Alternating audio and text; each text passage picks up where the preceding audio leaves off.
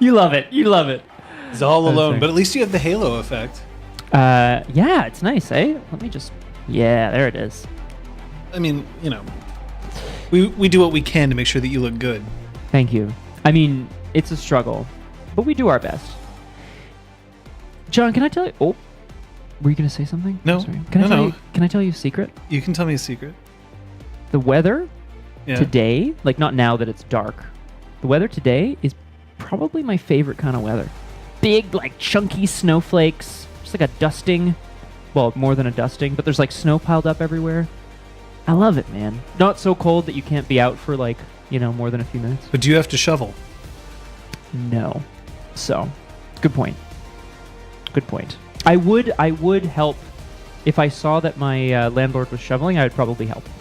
Sure. If I had a winter's nice for like a month. I think I have to agree with the two of you. There's something nice about like, thick chunky snow and it's not too cold. Although admittedly by the time we're done here it's going to be like minus 14. Ooh, that's fine. I'll be okay. So less good. Right. But John has to shovel a walkway to his heart. No, I don't have to shovel these days. I used to. Now I don't think I do. I might have to shovel my balcony. You might as well. The problem is that eventually it wears on you. Yeah. Right? Like it's just the main reason why snow sucks is that it makes transportation kind of a pain. Yes. So. Everything gets wet and damp, cold, obviously. Well, I mean, if you can't find parking, you're screwed. If you have access to a car, which I don't, but some of us might. Maybe. Scotty Mobile. Weirdness. That's possibly the truest statement you've ever made. Yes. This is Weirdness 101, okay? We don't need no advanced 202 class here, folks. This is Weirdness 101. You don't need a 200 series class on weirdness? I would. I don't think I'm ready for it, though. You wouldn't do your master's degree? In weirdness? In weirdness? I might, but I don't think I'd be prepared for it. You know that there's somebody who's done their master's degree on LARPs? I heard about this. Not only did I hear about this... Yeah, no, I heard about this. And I'm still shocked. Like, I don't really understand. I'm not okay with this in some ways. I mean, like, I'm totally fine with it, but there's also that part of me that has this sinking sensation that the person who did this may have put more work into it than any of us did. Well, so, like, yeah, like, I don't know. Are they gonna draw, like, I mean, maybe you know a bit more about it than I do. Is it in terms of the sort of social ramifications of the show, like exploring a hobby, or is it more like this is the making of a web series? It's like the making of the web series. That's so strange. Like I thought it would be within a social I actually context. have access to it. I should probably read the thesis. Ooh. Yeah. That's what I like to hear, Kung Fu Fenris. It's just snow up to your eyeballs. Yeah. You open the door, can't get out. What do you do? The thing is, Kung Fu Fenris, there's a difference between scoffing at snow and acknowledging that it's a pain in the ass. Truth. And sometimes it is. Sometimes it's absolutely gorgeous. You go up on the mountain. Like when it's snowing over the city and you're holding hands with somebody who's special to you while you're looking out. And then as you're walking back and you get into the car, you're like, oh, but there's that lookout point. But then when you stop there, it turns out there's just like 8 teenagers puking everywhere there. So you're like, well, that's less of a thing. And then you realize you can't do that anymore because you can't drive by the lookout point because they closed that. I really thought he was talking about me for a second, but I don't remember any teenagers. No, seriously, puking. like I went there. Yeah. And like my partner and I had just started really going out. Right. And just like Puke City. It was like Dublin right before the start of a semester. Am I right? That was one time. That's all I know. Like a college town or whatever. I guess Montreal is a bit of a... Montreal is a college city. I mean, a university town, absolutely. Right? There's many different universities here. It's just a bit bigger than the usual, like... Sure. It's like one university. UQAM. There's tons of little Concordia. Technical colleges. Truth. I'm sorry they closed your childhood, John. I'm not... not childhood. I'm not if it was just Puke City. That's true, eh? You're like, it wasn't the best memory, so that's okay. So, this is us vamping while it seems like... Well, I know Crosshair can't make it.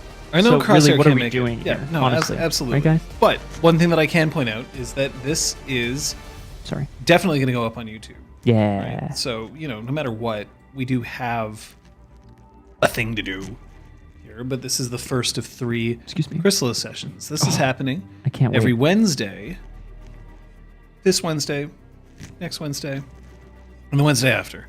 And this was because of you guys and your donations.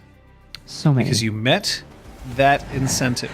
You met and exceeded our expectations way faster than we thought possible, and it was wonderful. We love you for it. Yeah. Yep, Kung Fu Fender says realize that, yep, we are going to be in the United States in 1988. Now, I do have a question for you, Scott. Okay. You're not required to answer this question, but I am going to ask. Okay. Were you born Friday, January 15th, 1988? I will answer that question. No, I was not yet born. So Braum cannot meet Scott. But it was... What? What? I mean, not in this session, no. No, true. In another session, like after. Just like not today, exactly. Oh, Brahmer things. Now, yep, sorry. Thing that I will point out, though, is that, it's not like it's much later that I was that you were born. Right, correct, yeah. Same year. Yeah. Hence the year. I figured that's why you picked the year. Oops. Yeah. That's fine. I was born. Screw you, man. How were those 80s? Those late 80s? I don't the know. 80s? I wasn't there. I don't know, dude. I wasn't very old in the 80s, but January 15th, 1988, I would have been 4. Shit. Like almost 4.5. But you were playing games, as we've heard, in many a jonologue at the beginning. I would of these probably sessions. have been trying to play Trouble by myself with that Pop-O-Matic bubble. It's fun getting into trouble. Yeah, you betcha. I don't think it was very much fun to get into trouble, I have to say, but I appreciate the jingle. Or possibly a board game called Four Seasons. Or The Four Seasons. It had nothing to do with the hotel. Or Vivaldi? No. Nothing, Just literally the seasons. Okay. It's probably just like move around the board. Boring. Yeah, you had to basically... you had to get one piece onto summer and one piece onto fall and one piece onto winter and all that. But, that's cute. But yeah, so yeah, this is it. This is you. Yeah. There are a couple of things that I'm going to point out to the audience as we start here. The first being that this is canon. What occurs here is going to be considered a canon event. It will move on into the rest of the game. Anything that has happened here, any little bits or pieces. The second is Braum does remember everything that occurs here. Oh. I mean, I only have to say that for you specifically, Yeah. not for anyone else. But yeah, you will remember whatever happens here. This isn't, well, never mind. I was going to say this isn't covered by the, blackout. But anyway, that doesn't matter because that's been lifted anyway, so it doesn't... Lifted to most...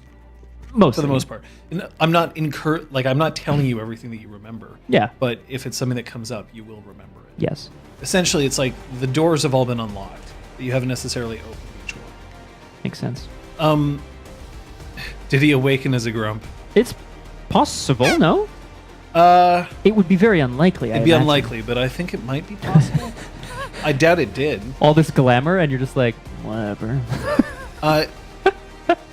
The last thing that I'm going to point out, though, is that, well, actually, there's 2 other things. The first is that I consulted with you to a certain degree, but basically all you really kind of had to tell me was the date and the place. And the rest of it's up to me. Yay! Which means that if I counter anything in your backstory as we're going through this, then I need you to just open your fucking yap. The last thing that I'll point out is that I am going to do my absolute best not to create any time paradoxes. Okay. Any retroactive continuity errors. If that is to occur, if that happens, and you notice, point it out. Yeah. If the chat notices, I have no doubt they'll point it out. Yeah. But if it happens, it happens. We'll see if we can correct it as time goes on. Because while this is canon, I'm not trying to screw over everything else that's happened. For sure. Do you have any questions? I don't think so. like you said, and I guess just for the chat's benefit, we haven't really discussed what the events around this event, what the circumstances around this event are. So I don't know. And I also don't really know how I'm going to react to them.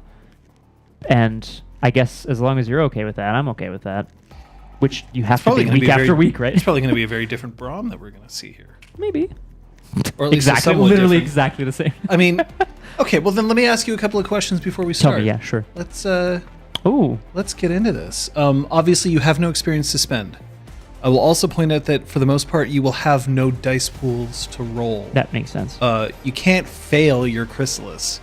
If I ask you to roll a dice pool, you can come up with whatever you consider appropriate for Braum at that time. Okay, cool. Okay, so that's up to you. Excuse me. I'm not really that concerned with your with being like completely exact as to what you would have been upon Chrysalis. Sure. Remember that the character creation for Changeling creates a player character, not a Changeling at their Chrysalis. Right.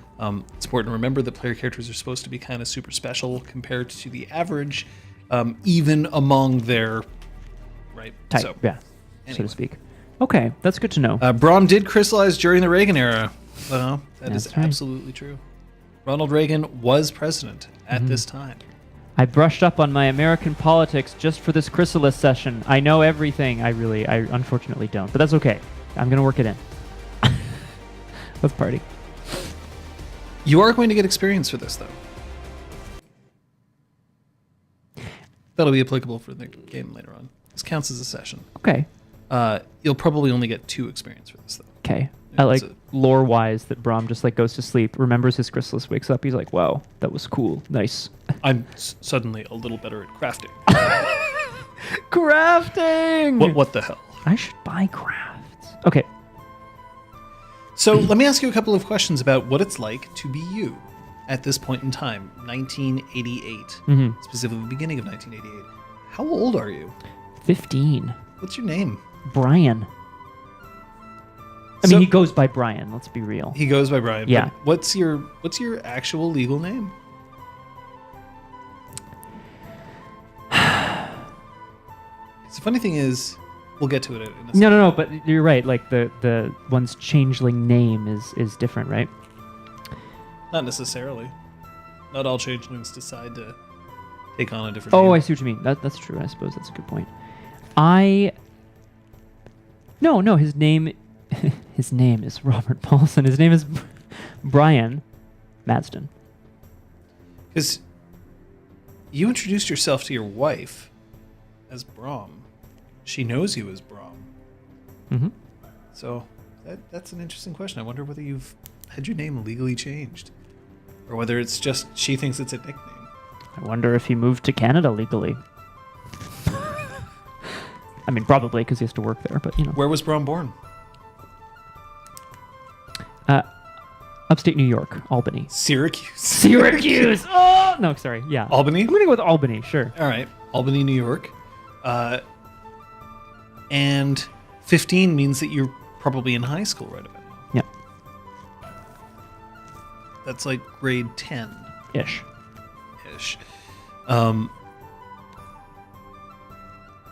And so Brian Madsen, 15 years old. Oh boy. In Manhattan. Okay. Why Manhattan?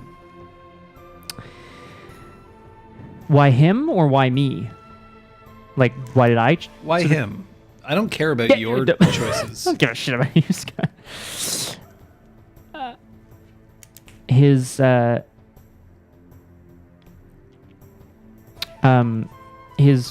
mother left Albany with him a couple of years before. Like, I'd say around the time that he started high school. Manhattan, like the island of Manhattan, is where he currently lives. One of the 5 boroughs of New York City. That's correct, yeah. One of the more affluent ones. Mm-hmm. Interesting. In a, walk-up of some kind, I imagine. This is 1988, but that still means that your mother probably still had a certain amount of money. Some money, yeah. What'd your mother do? It's a great question.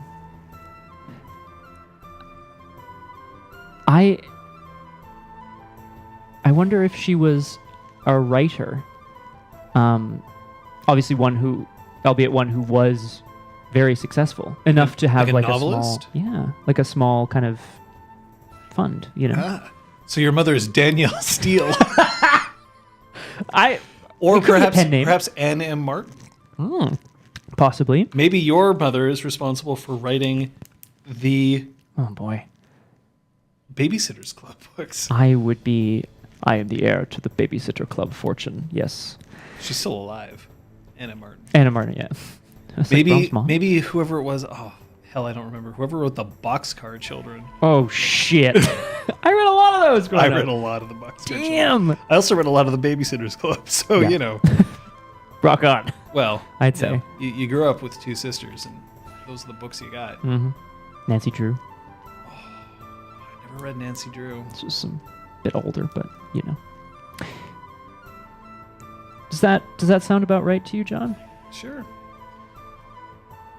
All right. Well, does the chat have any questions for 15-year-old Braum before we dive into this? Warren. So, hi, Lantre. Lantre asks a very interesting question, right? I know children often getting shaped into changelings. Is it possible for adults to become a changeling? So, in the original Changeling the Dreaming, and in Changeling the Dreaming 2nd edition, it was very rare for anybody to crystallize after puberty. Basically, people crystallized as childlings. Occasionally as wilders, rarely as grumps. Yeah. And childling, wilder, and grump were known as an age range. So you were a childling right up until you hit around 12. You were a wilder right up until you hit 25, and at 25 you were a grump. Right. And the weird thing about that, which I think that maybe they didn't think all the way through, and the thing that I didn't like about that system, is that essentially wilders were by far the most common. Grumps were rare, right? Because they basically had fallen to banality before that time anyway. Which meant that like all the player characters are living in this sort of zone between like 12 years old and 25 years old, which means that like it made it so like, are they always like 16 or 17, the mean, like people running around? And like clearly that's not what was evidenced by like the art and stuff like that. But then you also have to start wondering about things like, okay, well, what's the age of consent for changelings? Because it was wilder. Like you basically, once you stopped being a childling, you had your seining, and after that you were responsible for yourself. You could be 8. Going off on adventures, man. Yeah. So they changed it for Changeling the Dreaming 20th Anniversary Edition. Well done. Where it's now more of a state of mind, and you can actually swap back and forth between childling, wilder, and grump. It has more to do with your outlook than it does your physical age, and no longer is a Chrysalis tied necessarily to your age, which I think is a much better way of doing it. Because I think that this is a game that can involve a lot of kind of heavy themes if you want it to, and a lot of adult themes if you want it to, and it makes it kind of difficult if you're like, well, I'm a really powerful, like also childlings started with more glamour and less banality than all the other seemings. So if you wanted to be OP, you basically wanted to be 6. Yeah. Because you'd start with the same character stuff. So like you could have strength 6 as a troll and be like, I'm 6 years old. I have 5 glamour. If you wanted to be a childling, Elened She, you could cast cantrips like motherfucker. I seem to recall a childling villain in a game we played, John, ages ago. Boy. And I was like, oh god, no. It's so much glamour. It's crazy. Yeah. But it's different. So essentially, to answer that question, no. That's not the case anymore. Adults can become changelings. But in this particular case, Braum crystallized when he was 15. 1988 New York City is the perfect World of Dark city of a shithole. So let's think of a few things that you don't actually have access to. There's no cell phones for you. I really doubt... I mean, like, they existed, but I really doubt that you had, like, a car phone. One of those fucking things. Not on me, anyway. Right?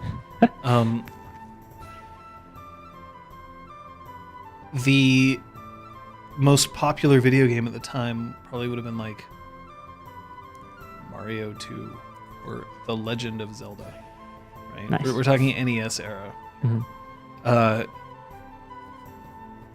Contra. Oh, shit. Up, down, down. Right, left, right. B8. Start. Sometimes selected there.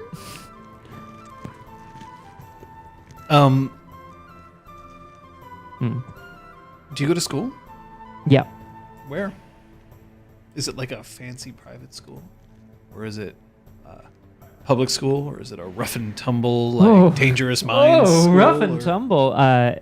Not knowing Manhattan super well, I'll just throw down that I believe it would be public school. So in terms of those options, pretty middle of the road. It's not, I don't think it's inner city as one might say.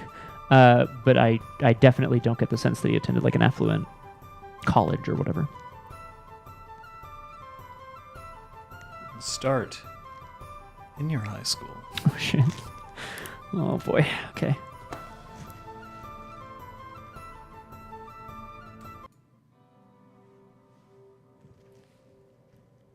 In your guidance counselor's office. Fuck. Your guidance counselor's name is Mr. Luna. Not spelled the way that you would want, Luna, so at least you could kind of like link yourself to the moon. No. He is Lounah.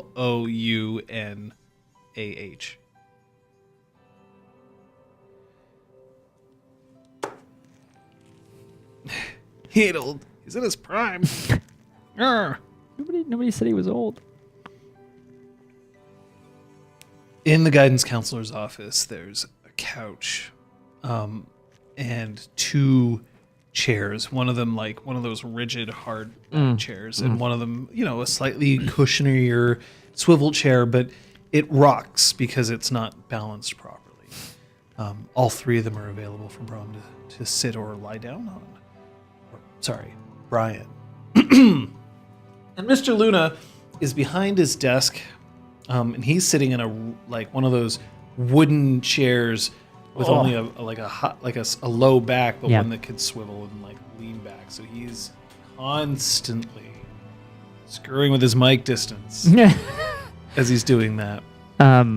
Brian is flopped down on the couch. He's there, but he's not. He's just looking up. He's not really paying attention. What is it this time, Mr. Madsen? I mean, I'm sure you got it already. What? Why do I have to tell you? Listen, I'm here for you. This is a time that the two of us can communicate and really get to know the real Brian. Yeah. What happened? Look, Mr. Luna, I don't mean any offense, but there ain't much to say, okay? Jack came at me. I defended myself. I don't see a problem. So you're saying that this was self-defense? Yeah, I felt kind of threatened. Okay, so I have here a written statement as to what you said just before Jack took a swing at you. You want to tell me what's on this piece of paper?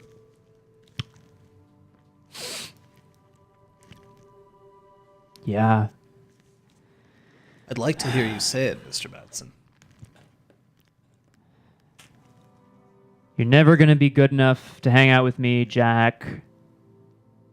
You're never going to be good enough. Neither was your dad, neither was your brother. Mr. Madsen, you do understand that you're not under any obligation to be friends with anybody you don't want to, but are you trying to create a class struggle here in this school? We're in the same class. What do you mean? You're not good enough. Neither is your father, neither is your brother. So what's the link there? Why all three of them? Why even mention it? Jack's always going on and on about, Oh, my dad, this. We got a new Porsche at home. You guys want to see it when it rolls up out front? Oh, hey, Danny's driving. Hey, cool, Danny, whatever. You're 15, Mr. Madsen. Yeah. I'm sure that you're starting to look at cars in a different way. Your driver's ed scores are pretty good. I like driving. Gives me a good sense of freedom, I guess, you know? I can just kind of... Are you jealous of Jack? No. I mean, obviously, yes, a little bit. It's just that he goes around and rubs everyone's face in it, right? And so you say that he's not good enough. Why would he, somebody who has access to fancy cars and lots of money, why would he care about hanging out with you? So much to the point where he would decide to throw a punch.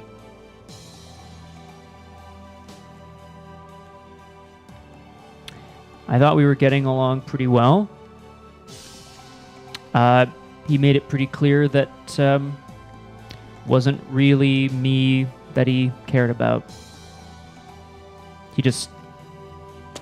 Not everybody knows about my my mom, right? Guess he found out. So he was interested in having you around because your mother's a best-selling author. Well, yeah, I guess. I mean, not for the cool factor, obviously. Do you have somebody you would consider a close friend, Mr. Madsen?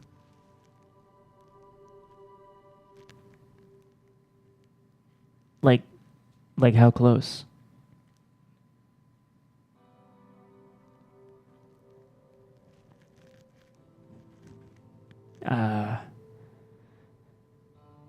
What? I mean, Billy and I hang out, I guess. You know, I'm under the impression that people understand that they are friends. They don't have to guess. So what is it? What is what? I just don't like... I don't like it because he wasn't being honest, okay? He was... Honesty's very important to you, isn't it? Yeah. Isn't it important to you? Sorry. You're not in trouble. Really? A couple of kids fighting in a classroom is not a big deal. You just need to make sure that both of you are all right. After all, he did throw the first punch. Not a really good one, though. Throw the last one. No.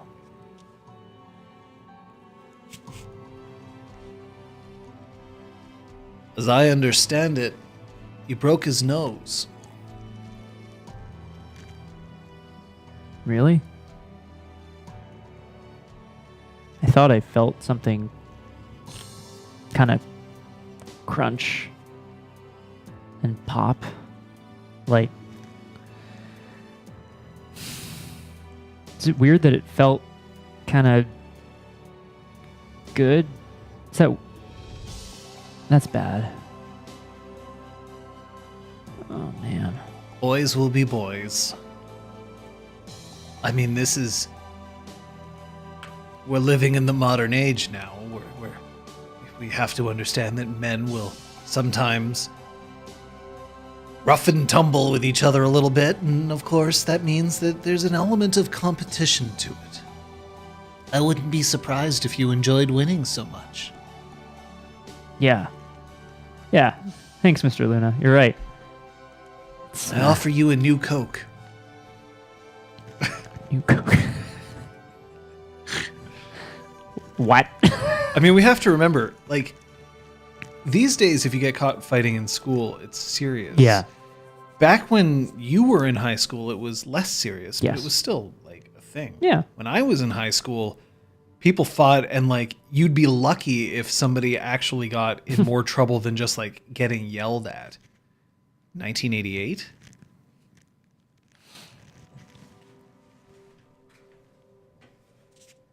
Hey, Mr. Luna. Yes. Do you know anywhere around here where I could like learn a bit more about like fighting? Not out with strangers or whatever, but you're not the only kid who's brought that up. I mean, The Karate Kid was a very popular movie. not like that. Not. Yeah, I mean, okay, it was awesome, obviously, but I don't have. I'll never be as good as. I sure hope I didn't create a time paradox right there. I'm pretty sure that came out in 1987. Quick, run. Run, John. When did The Karate Kid come out?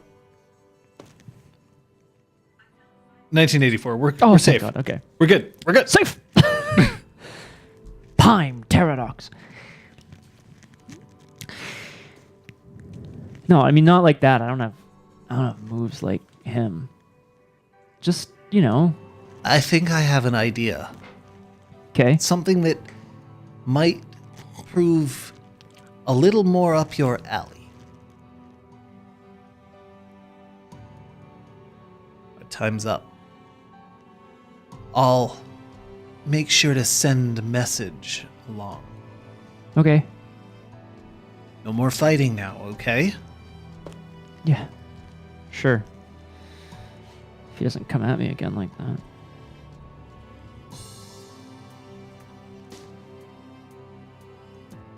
If you hurry, you can catch the rest of your 4th class, but I imagine you could probably just wait around until lunch. Yeah. Yeah, it's Chem. I'm not gonna go. Funny, you don't seem to care that much about chemistry. Between people?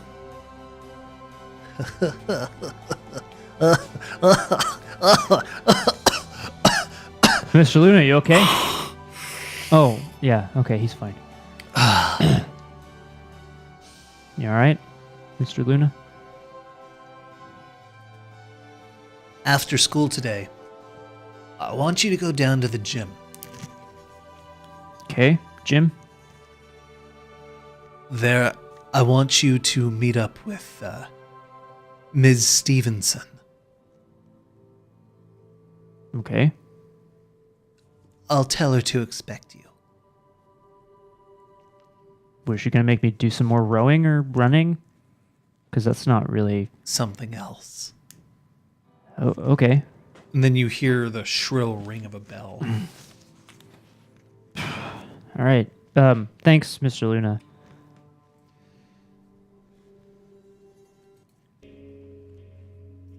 It's lunchtime.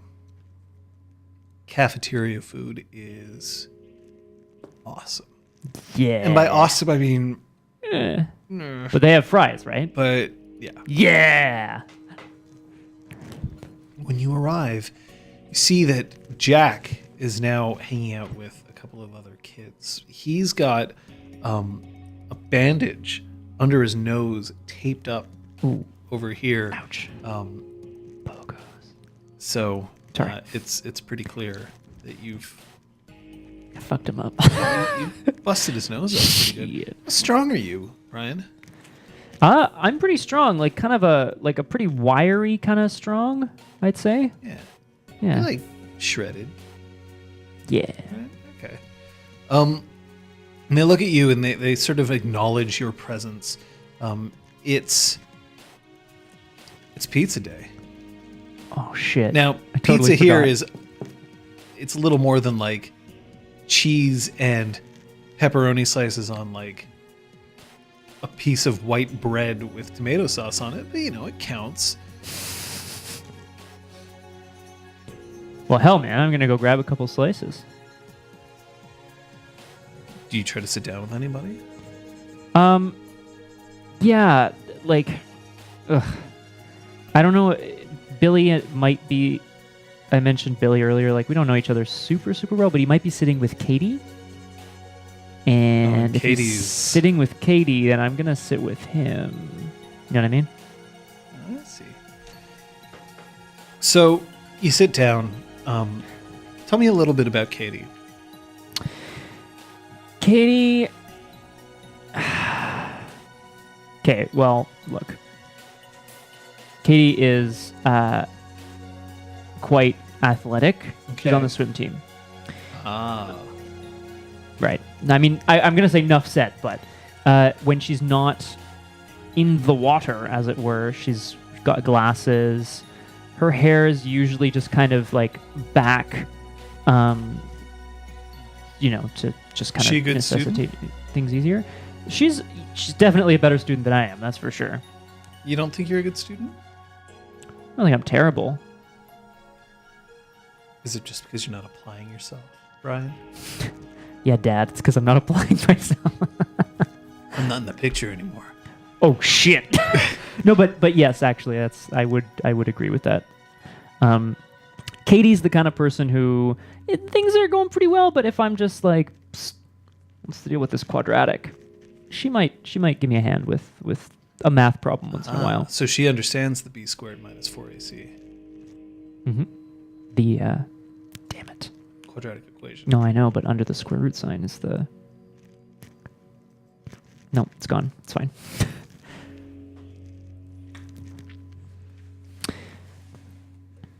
Hey, don't you tutor math at this grade? Yeah, it's actually exactly at this grade level. Yeah, you're right. No, there's a special term for the, if blank is positive, then it has two solutions. I can't remember what it's called, though. 10 points in the chat. Hey, Brian. Hey. Hi, Brian. What's up? What's up, Katie? Billy? So did Luna suspend you or anything? Oh, no, nothing like that. It's, No, we're cool. We're cool. We talked a little bit. We came to an understanding. Oh, okay. Can I have you roll me whatever you think would be appropriate for a perception alertness roll?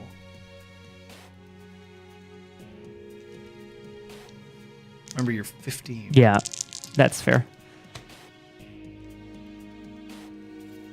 There's no successes. Thank you. It might be that Katie's just very distracting. It might be because she's wearing that pink sweater. Yeah. Maybe it's because Billy was making a big show of pretending to shove a fry up his nose. But you don't notice when two of Jack's friends try to pass behind you and their trays wobble. And their cartons of milk just come crashing down on your head. Ah! Followed by, of course, slices of bread with tomato sauce and cheese, which is probably not mozzarella cheese. It's probably like American. Like brick cheese, yeah. Yeah. It's not even that hot, though, so I'm okay. It's kind of warmed. Ah! Like, it's all over your clothes. And Katie and Billy both sort of back up a little bit, and you could swear Katie is like trying to hide a smile or a giggle behind her hands. And Billy just has his eyes wide, and you just hear from the back, "Oh, tough break." Well, I'm covered in stuff, so I'm immediately going to stand up from the bench and just be like, "Hey! What do you think you're doing?"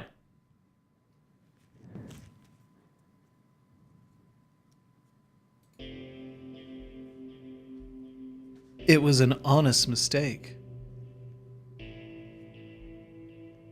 It's okay, though.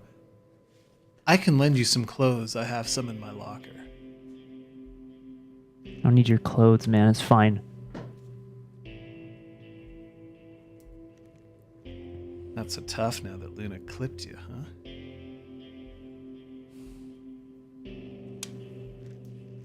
Does he still have anything on his tray?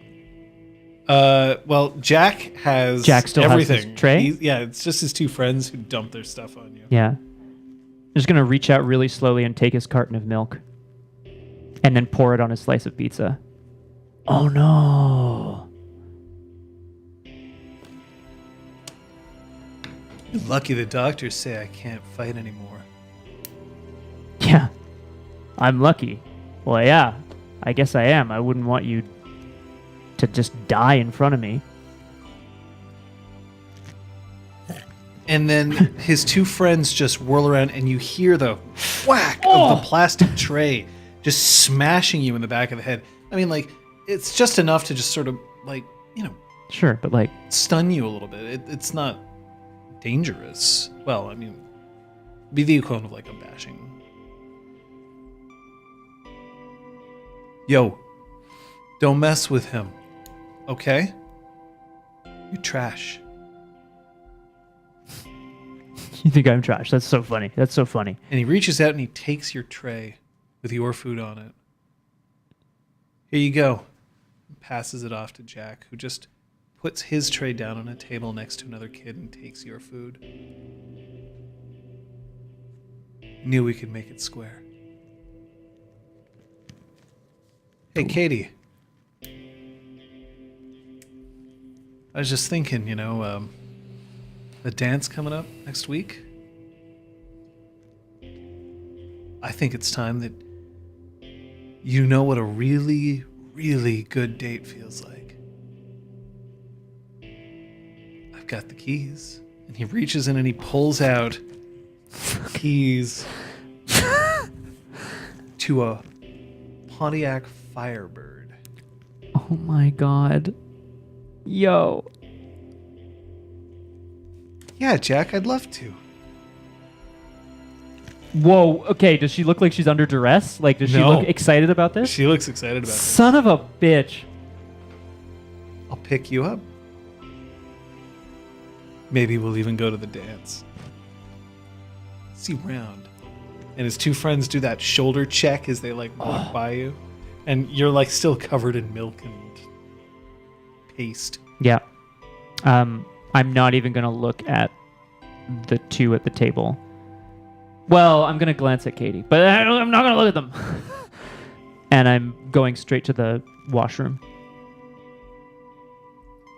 So, I mean, you can get some of the milk out, but it's going to start smelling. Right? Man. It's milk. Yeah. Covered in milk. Yeah. Do I at least have my gym stuff somewhere? Roll me one die. Fuck. If you roll an even number, you've got your gym stuff. That is a 3. No. Son of a bitch.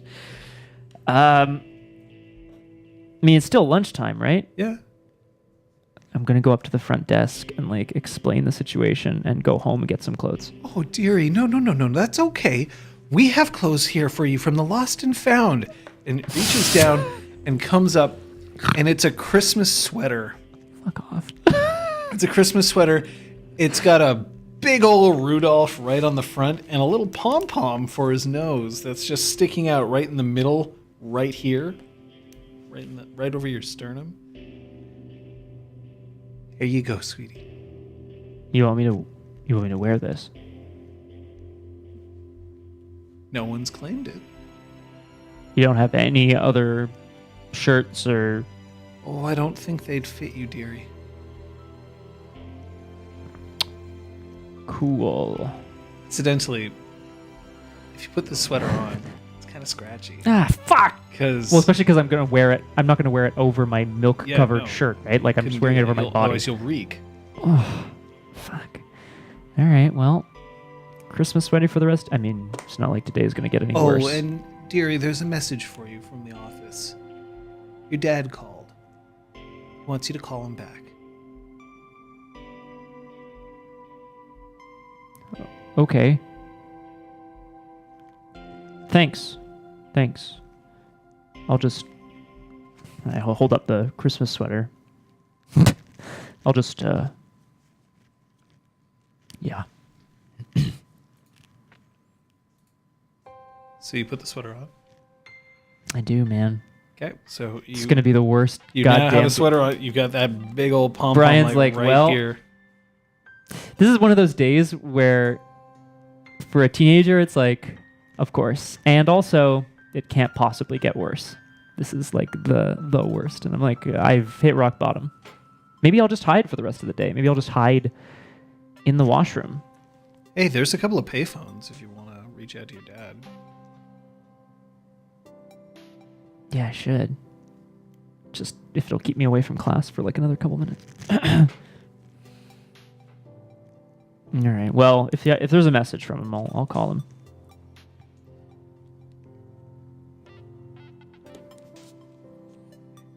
Hello? Hey, Dad, you Hey, son.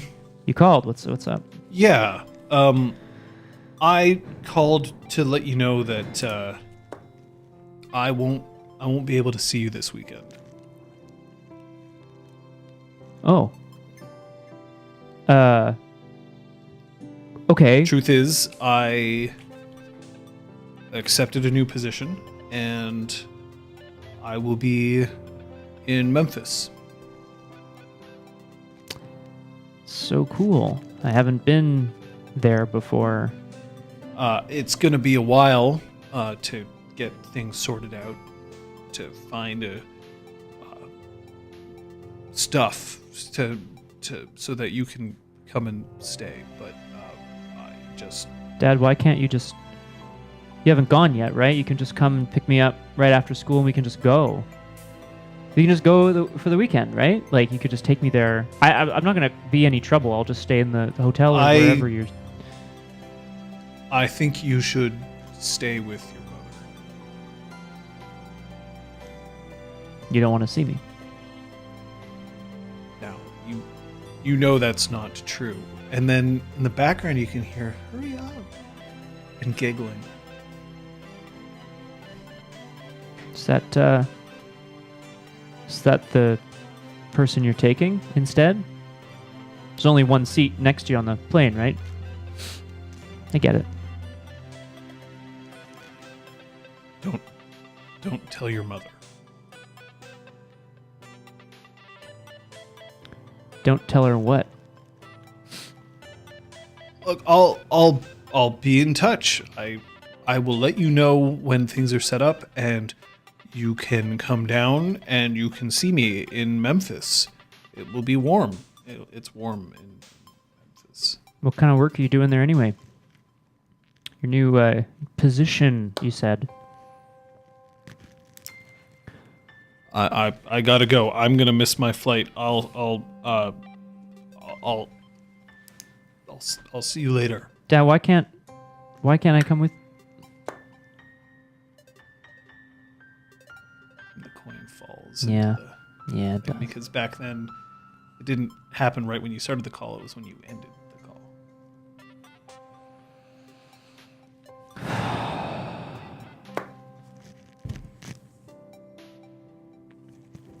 I need to place a call to my mother.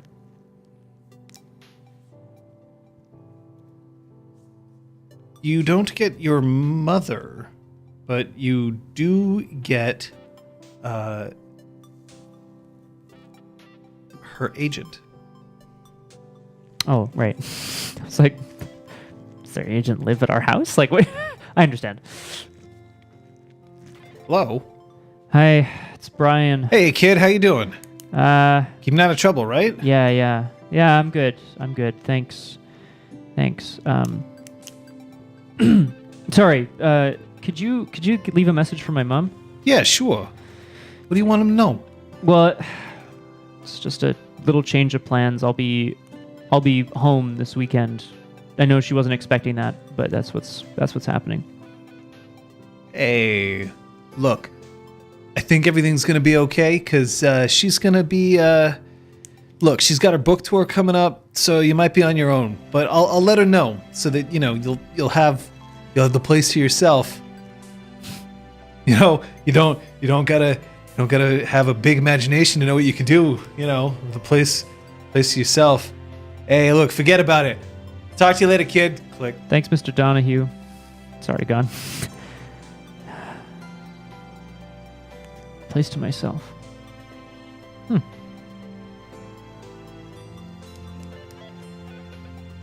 If it were any other day, maybe there'd be like a come on over, guys. We'll have a party. I don't think people are going to want to come to good old Rudolph's house party over the weekend. Well, you know. You never know. All right, well, anyway, it's freaking goddamn English class. So that's where I'm headed. Okay. And after school, I'm supposed to see Miss Stevenson? Miss Stevenson. At the gym. At El Gimo. So, Miss Stevenson.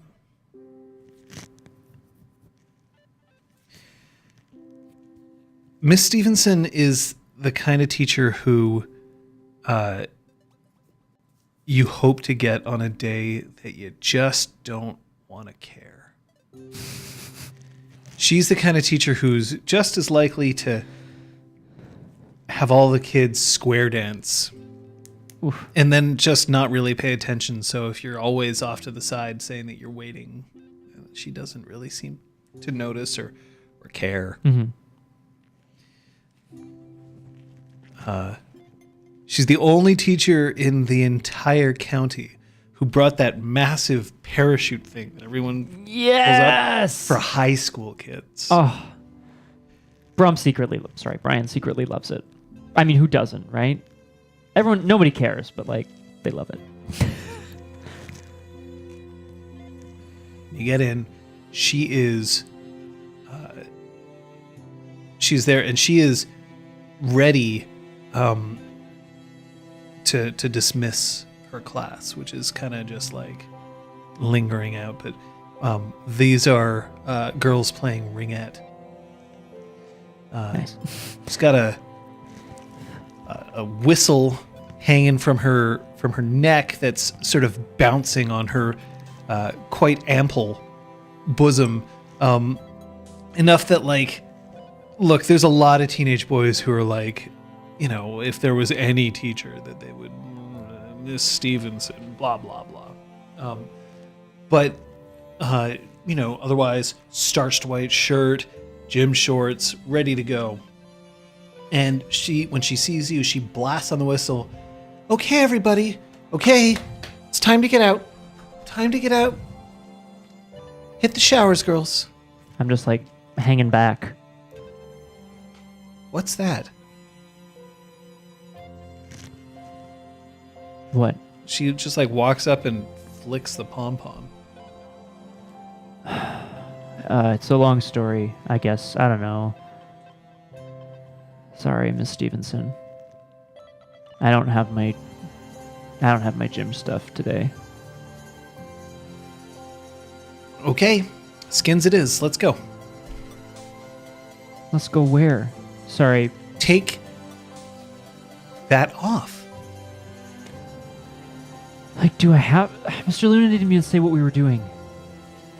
He said you were interested to learn how to fight. I'm not going to fight you.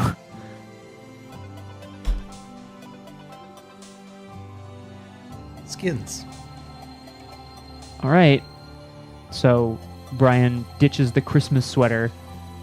I mean, this is normal for a gym class. Yeah, for sure. Like, this is not creepy in any way, and she's not, like, you know, leering at you as you do so. That's good. But she walks off to a wooden door, the kind that's in a gym that's off to the side, where behind it is, like, the racks of basketballs and the various equipment, and she starting to shift things away, and you can hear a crash as some shelves get knocked over, and she mutters to herself, and then she pulls out this big long tube and starts wheeling it out, and the casters they haven't been oiled in a very long time, so it's sort of like a struggle just to get it out in the middle of the gym. Mm-hmm. So what is this? She reaches in and she pulls out a fencing foil. A fencing foil has a handle grip and has a bell over it and a very long, thin blade with no edges on it. And the tip has a little flat mark on it. It is not an electric foil. It's not nearly as clever than that. It's dinged up, dented in a few places, and the blade looks like it probably hasn't been fully straight in quite some time. And he tosses it, or she tosses it to you.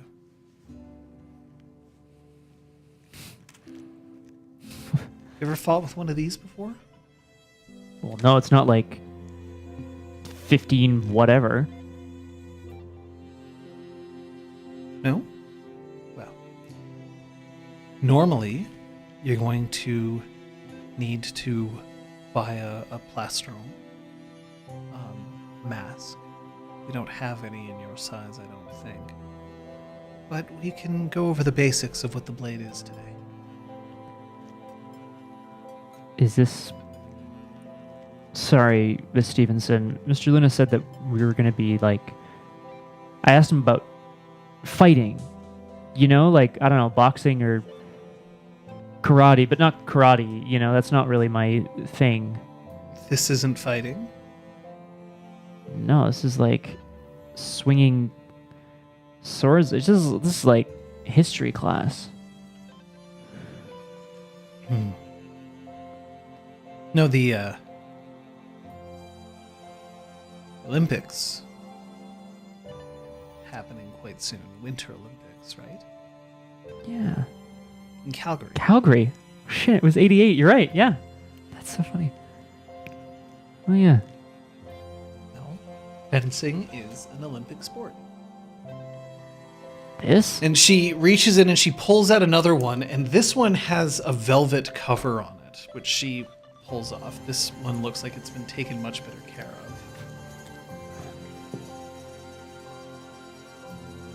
So, like, if this is a sport, there's obviously rules or whatever. Do I just kind of...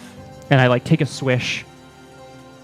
And she just brings up her blade enough to just let it ring out, right? The two blades crashing. Not like that. We're not going to actually swing the blade today.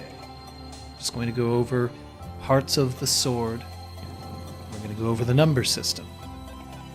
1, 2, 3, 4, 5. One. Okay, so he, like... 1, Yeah, 1, 2, 2, 1. 3, Right. 3 is up here. Okay. 5. And 5. These are, like, the blocks, I guess. You have to imagine, and then she, on a chalkboard, draws a stick figure outline, and she starts Perfect. dotting it out, the various zones.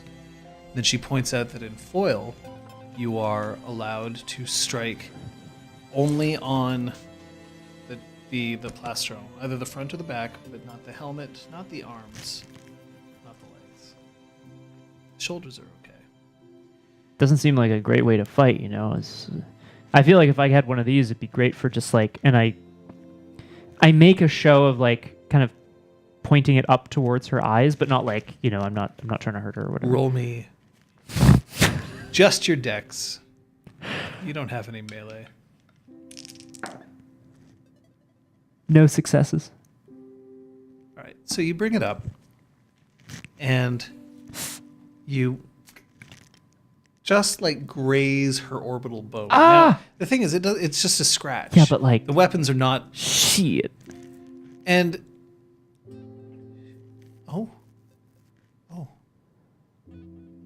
Oh my God, Miss Stevenson, I'm so sorry. I didn't mean to.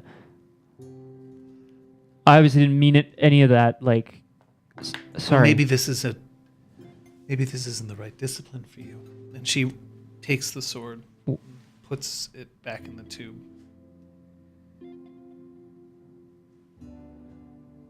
I can be better. I'm sure that you'd be happier learning karate. No, I already said I don't. It's not my style. What is your style, Brian?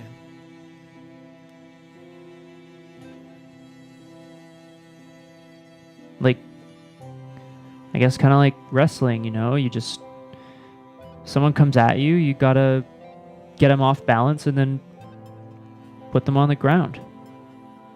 I don't know. It's not really a style. Like, I'm not going to carry this around with me everywhere. Oh, well, not this. Sorry, yeah. I'm not don't have it anymore. She took it. I'm not going to carry those around with me everywhere. Used to be the fashionable thing for men to do. Yeah, like I said, it's 88. It's not like 15 whatever. Come back tomorrow. Bring your gym stuff. Is this like detention? Do you want it to be? No. Come back tomorrow. Bring your gym stuff. Okay, Miss Stevenson. Thank you. Sorry again. I didn't mean to. Like, are you okay? I'll be fine. Okay. I'm gonna go. I'm gonna go home. Go home. So your mom's there. Oh, She makes a very concerted effort not to discuss your father. It seems like it's been like that for a long time. That while there's this acknowledgement that he exists, we don't speak of him. While we make a show of trying to be fair and balanced, there's this undercurrent that he can't do anything right. But today, we just don't talk.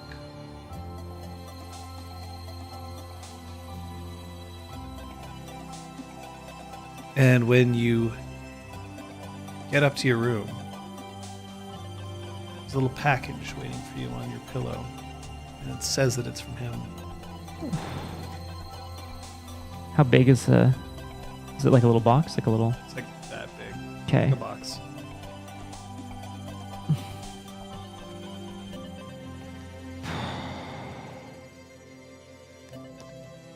I open it. For the most important guy. Is that like a little letter on top or something? Like Yeah. a card? And inside the box Mm-hmm. is a packet of Werther's Originals. Actually, though? Yo, no, fuck this. It's going straight out the window. Like, literally, yeah, window open, Werther's out, paper torn up, garbage can. Well, just floor, I guess. It's happening the next day.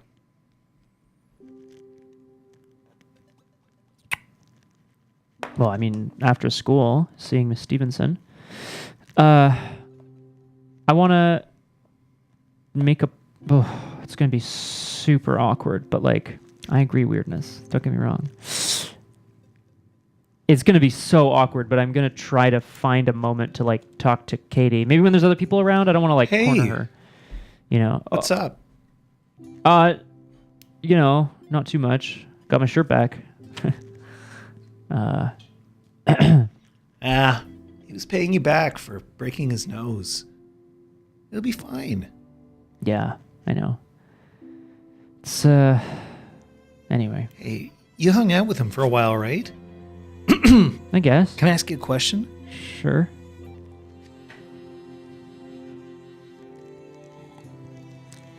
Do you think he likes me?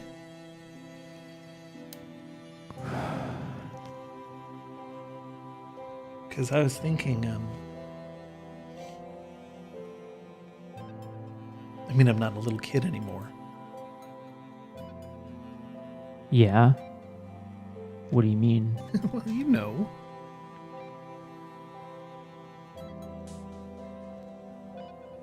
Just... I never heard him say anything about you. You ever hear him say anything about any other girls? Yeah. All right. Sorry. Roll me your Oh, I'm trying to be honest. manipulation subterfuge. This isn't for what you're saying. It's for how you're saying it. Success?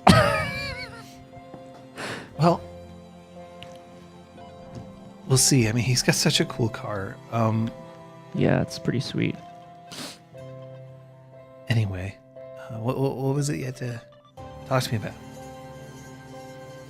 about? Do you guys have swim practice today? I'm supposed to like help out or something, I think. No, not today. Okay. Tomorrow. Tomorrow. Cool. You're going to the meet though, right? Like pretty soon, I guess? Yeah. I hope you guys kick ass. You're really good, You're like really fast in the water. Thanks, It was weird. It was weird. Sorry.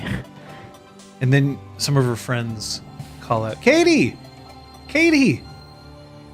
Be right there! I'll see you around. Yeah. And she turns around and Katie. her hair tied in a ponytail just does that little whip thing that is so attractive. And she heads out. Oh. I don't think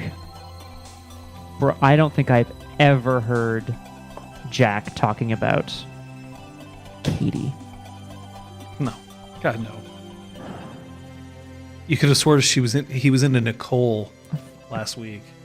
Well. I'm gonna walk by Jack and his cronies. His cronies. Hey. What do you want, butthead? Just wanted to say I hope you liked, hope it was a good lunch yesterday.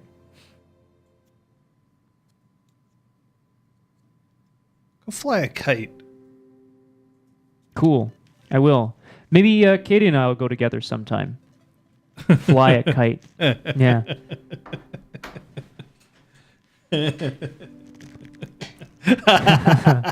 Yeah, it's pretty funny, right?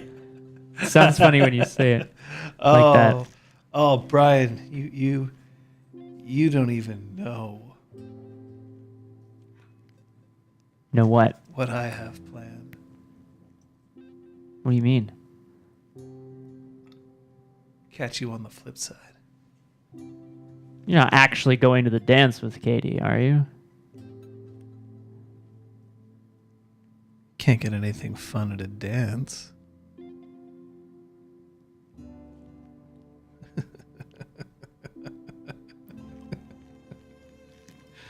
See you around, butthead.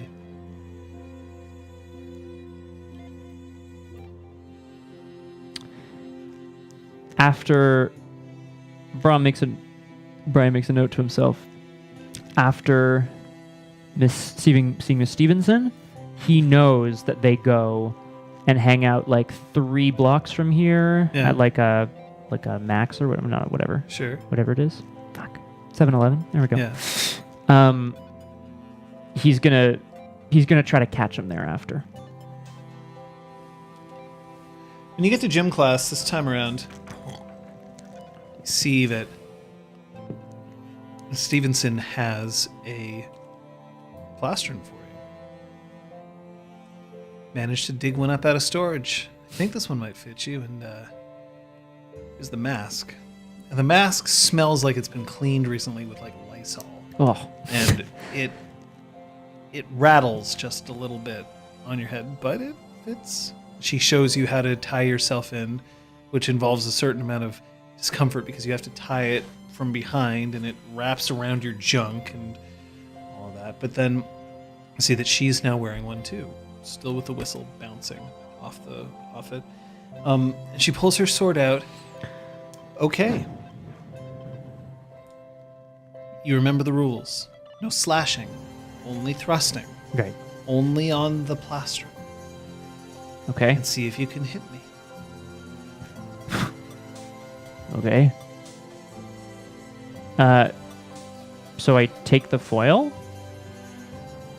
Like, I imagine we kind of went over, like, the position, you know, like the form, but I don't think Brian's, like...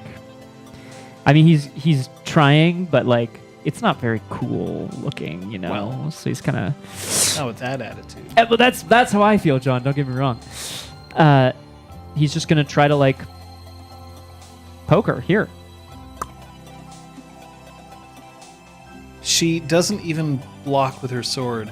She just shifts her body to the one side, just enough to let you go by, and she looks at it. You know, we're going to be here for at least an hour. You can try more than once. All right. Not a single touch. Not one. And she doesn't even do you the service of attacking back. She just blocks. Just parries. Just dodges. But you cannot shake her defense. Doesn't matter. Up, down, left, right. Even the few times that you potentially go for a slash instead of a thrust, she just stops, corrects you, and you keep going. And you could have sworn that it's been like an hour of you trying, and then she stops. She has not even broken a sweat. Well, she looks up at the clock, and 5 minutes have passed. Whoa. You're not very good at this, are you? I'm not like an old-timey sword guy, like a knight or whatever. What do you want? Oh, my God. Okay. Take a breath, grab some water, and then come back. Oh, with 2 more? Oh, my God. Well, now I'm going to attack you. In fencing, in foil, we have what's called right of way. You see, it does no good if 2 people stab each other. You have to be able to walk away the victor. So we have right of way. Now it's my turn. And she just schools. Well, yeah, I mean... Have you ever fenced before? No. Okay, so... Like literal fencing. When you put on the jacket, when you are stabbed, it's basically Kevlar that you're wearing. Right. I mean, it probably wouldn't provide enough cushioning to really help you, but like a bullet can't pierce it. Mm-hmm. I mean, it'll still like knock the fuck out of you. Yeah, for sure. But like if you get stabbed, like you feel it. It's a thunk. But the hard part is that sometimes she stabs you and it hurts, and sometimes she doesn't, but the tip just catches you and you know that you got hit, and she registers in her eyes that you got hit, but that's it. Seeing her eyes also is it's shaded, right? Because the mask is basically a weave. The grill, yeah. And so you have 2 of those to look through. And then she starts doing things like whipping the blade so that it curves in the air and just the very tip touches behind you, whipping around your body, and it doesn't even seem fair. I guess this isn't for you. I guess this isn't your style. No, I'm gonna get this.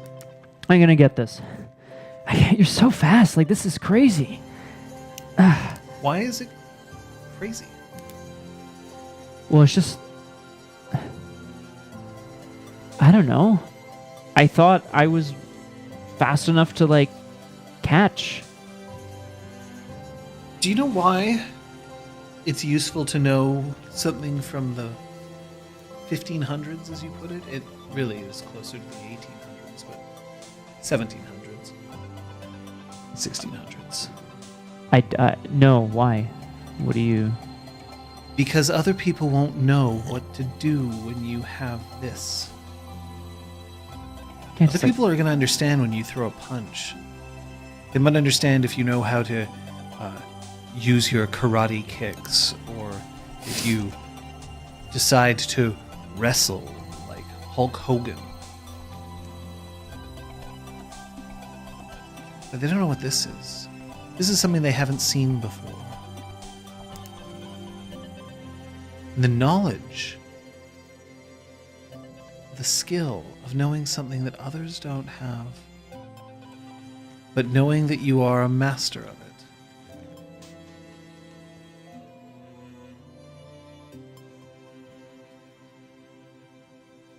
Yeah, I mean, I guess that's... You can come back tomorrow. Can I borrow this to practice? Do you promise that it'll come back in as good a condition as I lent it to you? Yeah. I need your word, Brian. Miss Stevenson, I promise that I'm going to bring it back. She takes off her mask. Your eyes can't look elsewhere when you're giving your word. They have to come to me. So tell me, do you promise to bring it back in as good a condition as I lent it to you? I promise that I'm going to bring it back in as good a condition. Then sure. Just remember the forms. And if the grip starts getting a little rough, you might want to consider wearing a glove.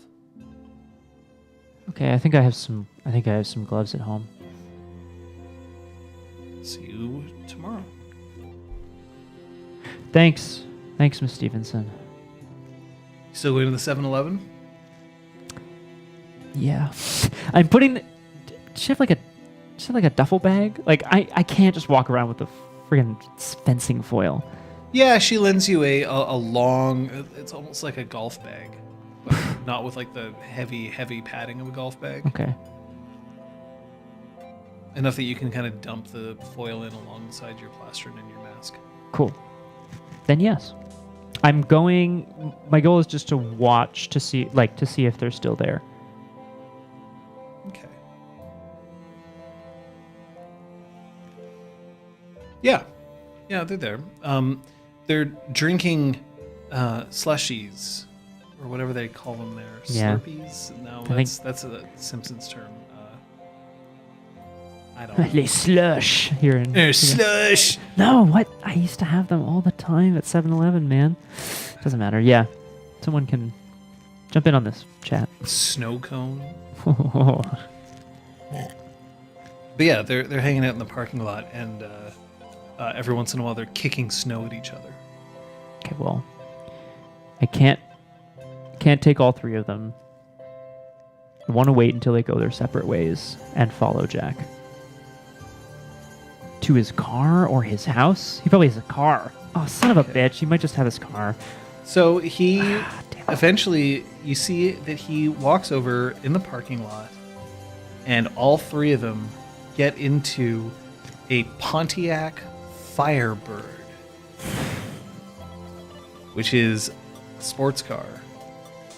Like a really nice car. And, like they have to cram in because I don't even know if it has bucket seats. I don't think so. Hey, Jack. What do you want, butthead? Just wanted to talk to you. Just you and me. You free? Just you and me. Huh? Yeah. Sure. Stay in the car. Don't touch the radio. Or the cassette deck. And he gets out. Starts walking towards you. What do you want? The mustache bandage is gone at this point, but there's still bruising under both of his eyes. I want us to be cool. And I want you to stay away from Katie. That's what I want. Okay? Why do I gotta stay away from Katie? I don't see your name written on her. No. It's not. You're right. Just, you don't like her, Jack? And you do. No.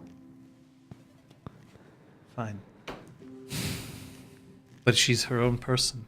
She decides to go with me, she's with me.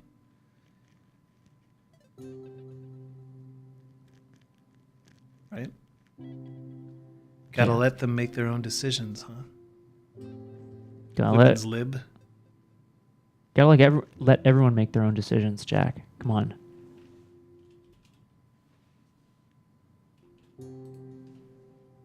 Fine.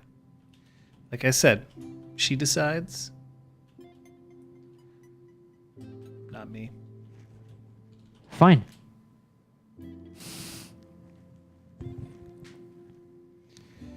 All right, boys, let's roll out. He hops in his car. Yeah. Peel out.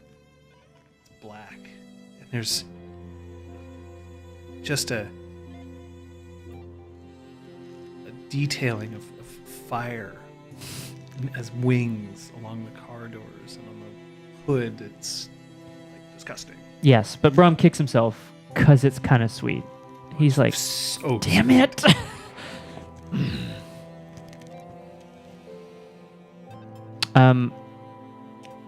On his way home, he's going to stash the foil like around the side of the, like around the back, I mean. Yeah. So that when he goes in, he doesn't have it, but then he's going to go out and grab it and bring it up to his room after. Oh, no, I guess his mom's not. No, she's not home. Right. Oh, so it doesn't matter. You're right. Cool. Yeah. You're a latchkey kid. Yeah. The boxcar kit? Okay. I'm going to practice. I'm going to practice getting faster. Okay. I have no one to practice against. Maybe a pillar?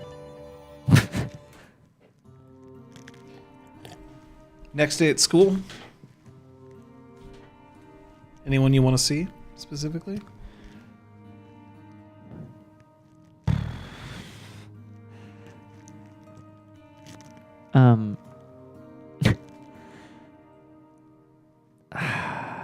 We were talking about the boxcar children. Yeah, The like book series. earlier today, or earlier on the stream. Earlier in the Sorry, stream. Dio. Although I should live on a train.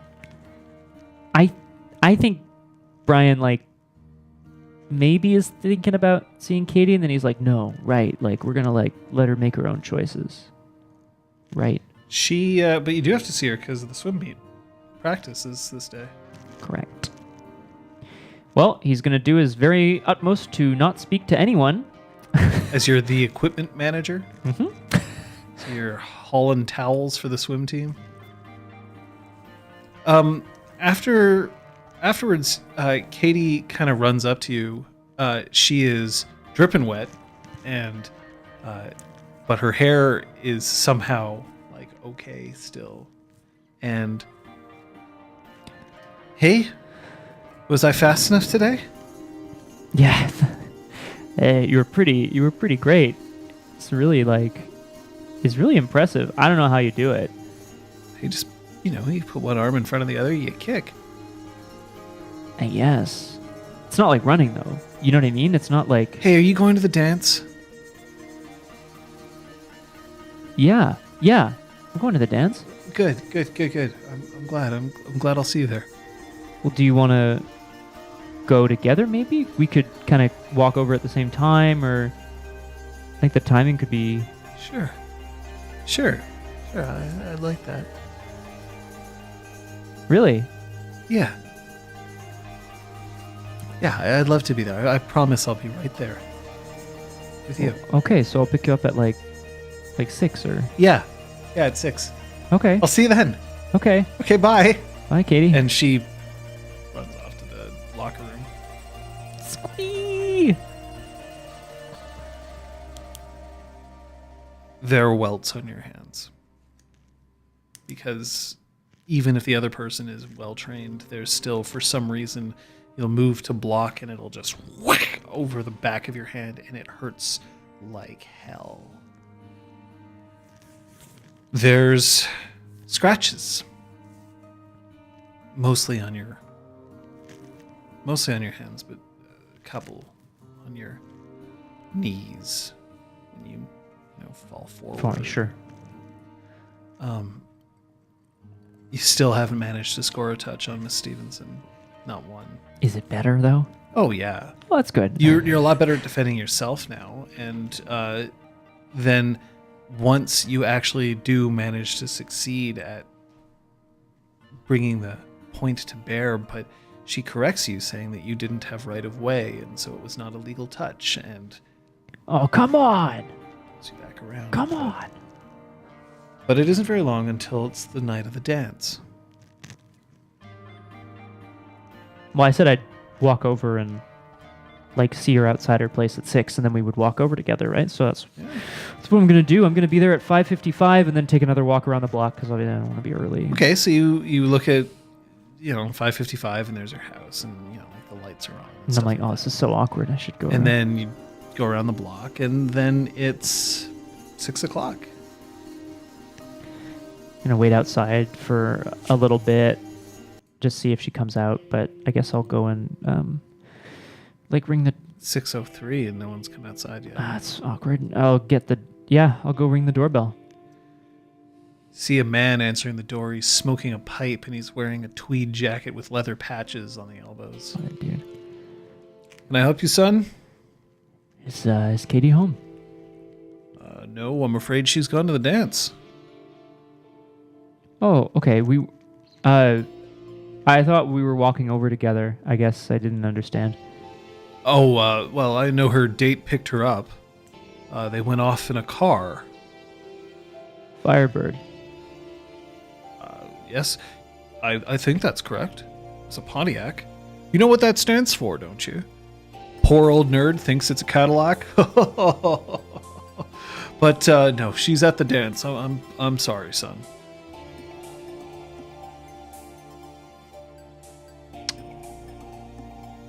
Sorry.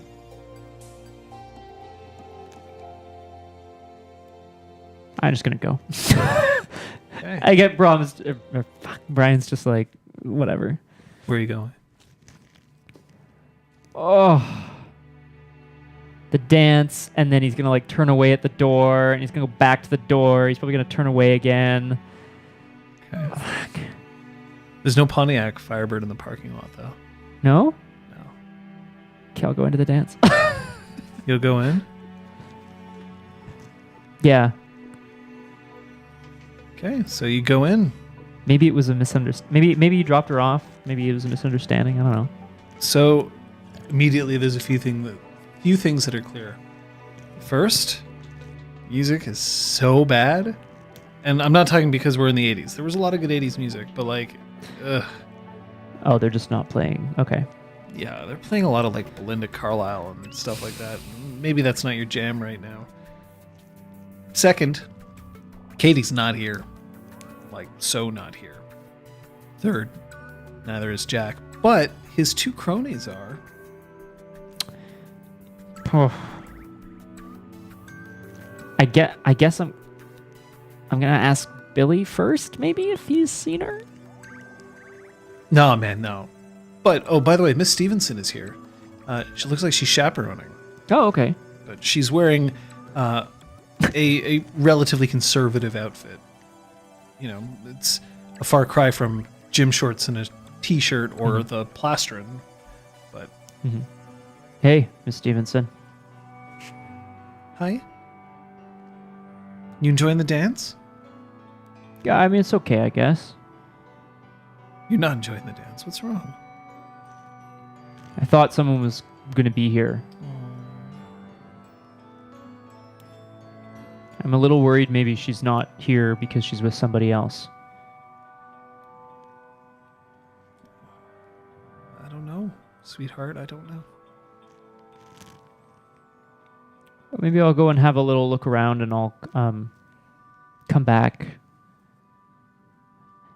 Whatever you say, just don't bring any alcohol in. I don't drink any of that, Miss Stevenson. Of course you don't, dear. Thanks for the sword lessons. It's actually pretty cool once you get the hang of it. Heaven is a place on earth is just like booming. I'm out. Where do you go? I gotta ask the two guys. I gotta ask Jack's friends. What do you want, butthead? I gotta fucking tear his fucking head off. Hey, I thought I know Jack and Katie were gonna. Are they here yet? I don't think they're coming. Or where would they go? Why? Do you want to watch? What? No.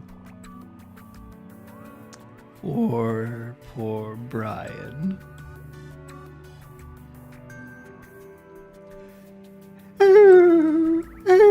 Just give him a little shove, and I walk away.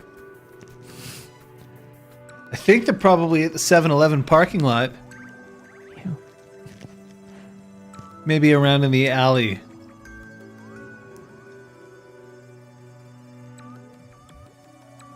Hey, thanks, guys. Yeah. See ya.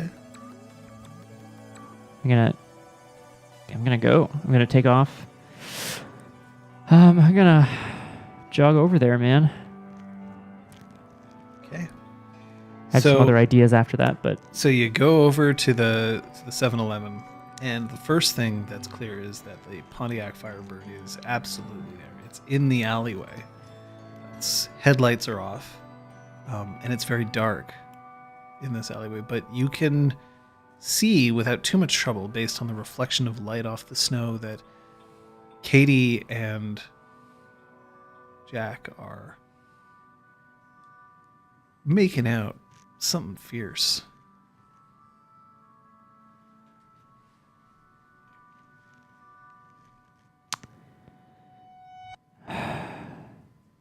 well, that's Brian for you. Like, they are going for it.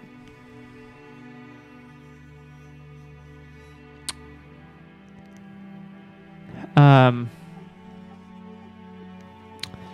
gonna, I'm leaving. So you turn. So I'm looking for a rock or a bottle. Okay. There's a Bud Light bottle. Except, of course, they didn't call it Bud Light back then, I don't think. Oh, maybe they did. Fine. There's a Budweiser bottle lying on the ground. It just doesn't. I don't know what he's thinking, but Brian's gonna huck it at the back, like at the tail light. Of the car? Yeah.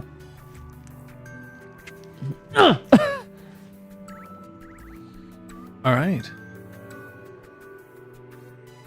Roll me Dex Athletics. 15-year-old Braum version of Dex Athletics. I think it's actually a pretty good pool. Difficulty is 7, though. Beer bottle isn't really meant to be thrown. 1 success. So you bust out one of the taillights on the back of the Firebird. And he doesn't even notice. Fuck off.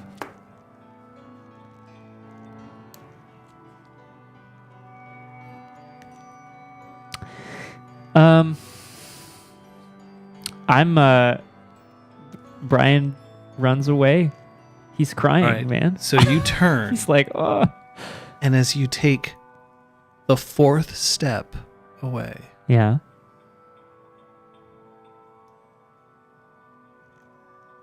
you hear... At first you just heard glass shattering against plastic. Now you hear a massive crunching of metal. From where? Behind you now. That's bad. What is that? When you look behind you, it would seem that a truck, a large truck, has pulled into the alley going too fast and hit ice. There weren't any lights on it. It is a black car. Difficult to see. It's now spun, and the two cars are accordion into each other in the alleyway. And you can see that the truck that's been that just smashed in, gasoline truck, looking to refill the pumps here. I don't know if it's easier maybe to access from the other side of the alley, but I'm racing towards the Firebird, and I want to make sure that I can. I want to see if I can get them out of the car. So when you get to the car, the doors are just completely fused shut. You can see both of them in there, although there's a cut on Jack's head, and blood is just pouring down his face. Katie's unconscious, and her head is just lolling back. Do I see any driver of the truck? Like it's the driver of the truck is up there, and he opens the door and he sprints away. Hey! No, he's gone. Shit. Clamber onto, I guess, the smoke is pouring out of the Firebird. That's so bad. I'm climbing onto the roof of the Firebird, or the hood, maybe. I'm aiming to kick through the windshield and try to grab both of these people,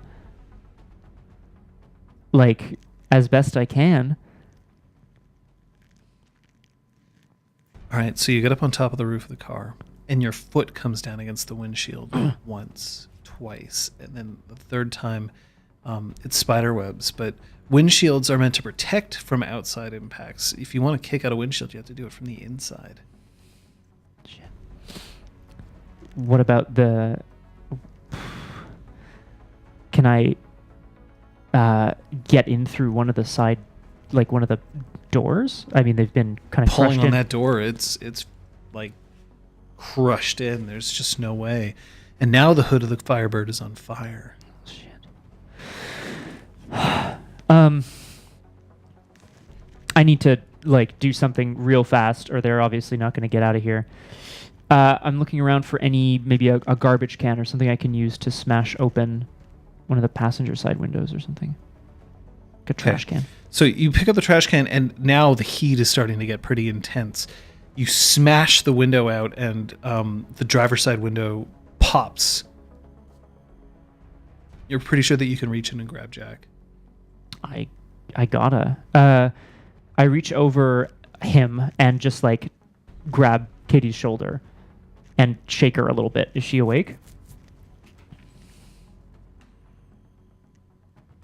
Come on, get up. I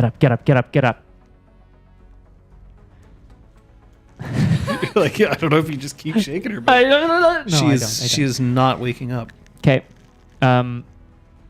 I get Jack out of the car so I can get Katie out of the car next. Okay, so you pull Jack out of the car and you just let him out down the snowbank or whatever? I slide him down the alley. Yes, away from the fire as much as I can. And then you're reaching in?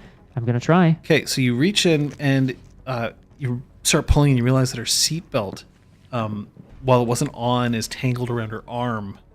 And it's, as you pull, it's keeping her in. Is there any way for me to climb into the car further to sort of untangle it, or maybe pull her arm away from it? Yeah. So you manage to disengage it. You pull her out of the window just as the Firebird just erupts into flame. The car is just going to burn to nothing at this point. It's plain to see it's a total loss. But of course, it's on fire right next to a gasoline truck. Yep, we're getting out of here. I'm going to try to drag them both away further down the block if I can. Okay. So as you drag them both away, you see that Katie's eyes just start twitching, and then she wakes up. And she sees you silhouetted by... or sees the fire silhouetted by you. Brian? Yeah. Hey, are you okay?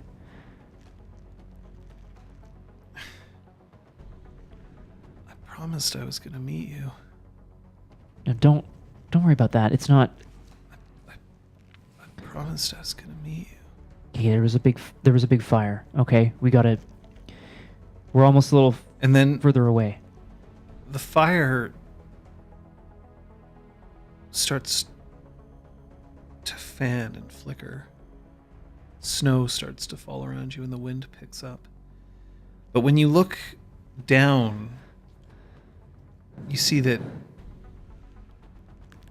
Katie is, fine, bump on the head. Something's really wrong with Jack. His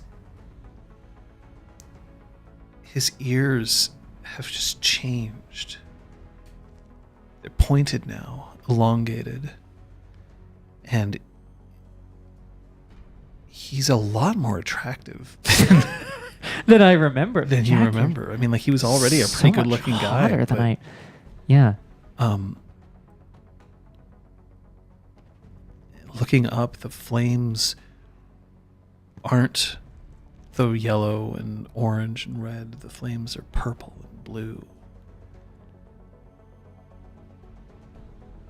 Across the street from the 7-Eleven, you see that there's a lion sitting down watching you. No, it couldn't be a lion. No, This one has wings. Wings and feathers, and it is pawing over towards you. And the moon that was hanging in the sky just seems so much closer now.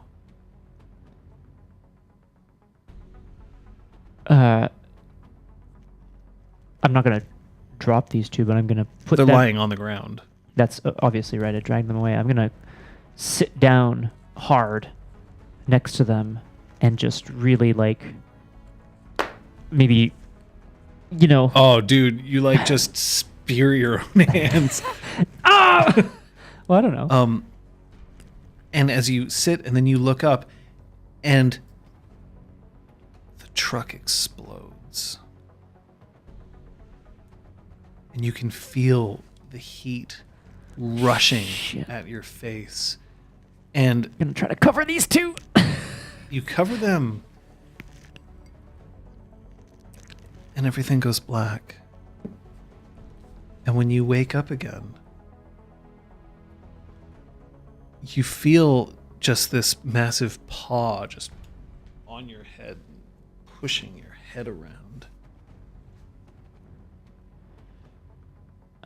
And when you move, your skin doesn't feel the same. Covered in burns over the entire skin, all of your skin. You realize that your clothes have burned away. And while you should feel cold, all you can feel is the heat of your skin.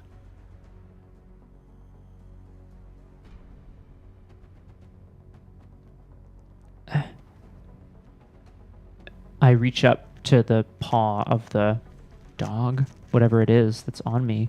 Oh, you mean the lion eagle thingy? Yeah, that's right. I'm sure hoping it's just a dog. Yeah. It's a lion eagle. Okay. Am I dead? Oh, I don't think so. I believe you're quite alive. Funny that. Are you feeling all right? And pokes you, and you can feel like this crumbling of your skin every time it touches you. Oh, okay. So I'm in a coma of some kind, but I'm gonna look down at my body. What's it look like, man? Your skin it's I mean, you remember seeing like a nasty burn when Kelly in chemistry class got a little too familiar with a Bunsen burner, and he got like that 3rd-degree burn on just a tiny bit of his hand, and it looked gross. Right. You would expect to look like that, but you don't. Instead, you look like a very dark blue. Very dark blue, but your skin has calloused? No, that's not quite it either. It feels like rock. Rock, like molten rock that is still yet to set.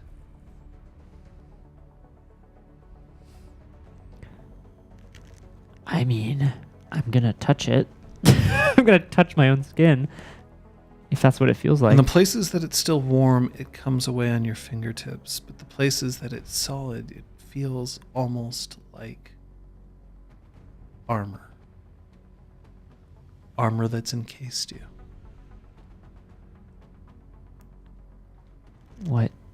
What happened to me? Oh, it looks like you might have taken a bit of a turn for the worse, I'm afraid. Thanks. I do believe that contraption over there exploded. These two would have been dead for sure if you hadn't protected them. I look at them. Are they still alive? Oh yeah. I mean, I guess, right? Like, Oh yeah. Katie, however, is like, who are you talking to? And she reaches up and she places her hand right on your face. And the thing is, your face still feels molten hot, but she just puts her hand on there without any reaction. She doesn't even pull her hand away. She definitely doesn't seem to react to the fact that you're blue, or that you have horns on your head. What? I go to, touch those as well, obviously. I should have kept my promise. I should have waited for you. No, don't. And then she reaches up and she tries to kiss you on your cheek, not like. Yeah. I don't want her to burn her lips, so I kind of gently push her back down. Katie, everyone, we almost died. Jack starts to stir. The blood that's fauceting from his forehead, somehow just seems to accentuate the fragility of his beauty. And he opens his eyes and he looks up at you.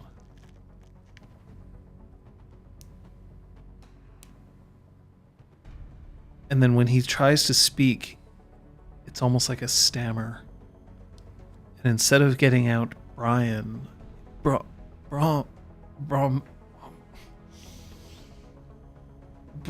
Brian? Yeah. I'm sorry, is your name Braum Brian? No, it's Brian. That's who I am. No, that can't possibly be your name.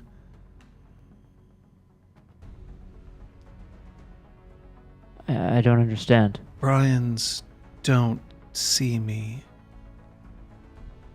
Brians go home and wonder why they couldn't keep their parents together. Brians go down to a gym to learn an ancient technique, but only because he has something to prove against the gym teacher. You're not a Brian. How do you know about all that? Like, who are you?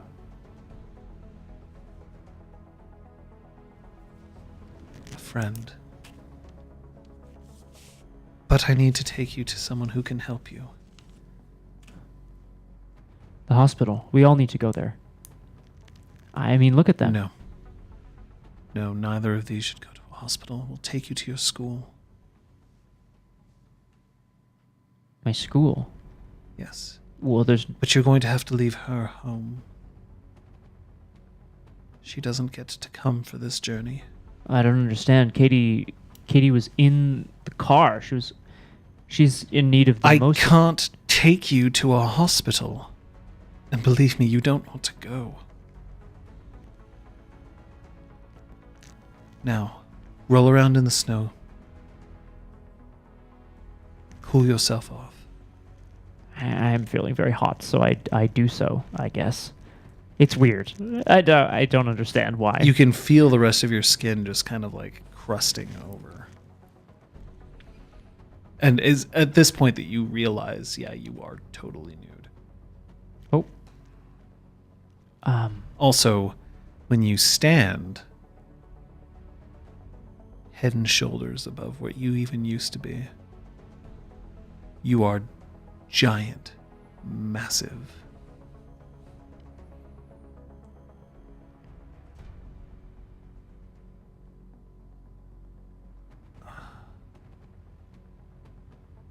We gotta get out of here, Brian. Yeah, I know. Come on, let's go, guys. Let's... Yes, Braum, Brian. Come.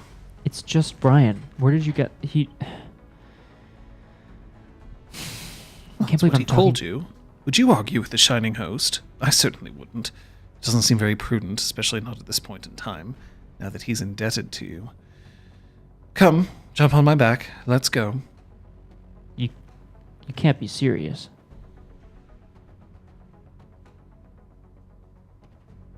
Have you ever wanted to fly?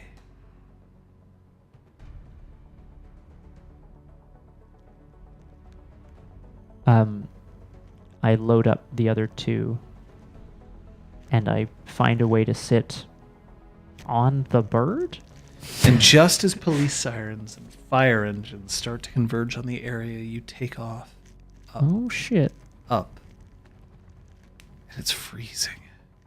And the snow is still falling around you, and the wind is whipping around you, and you realize that the wind's source might have been you.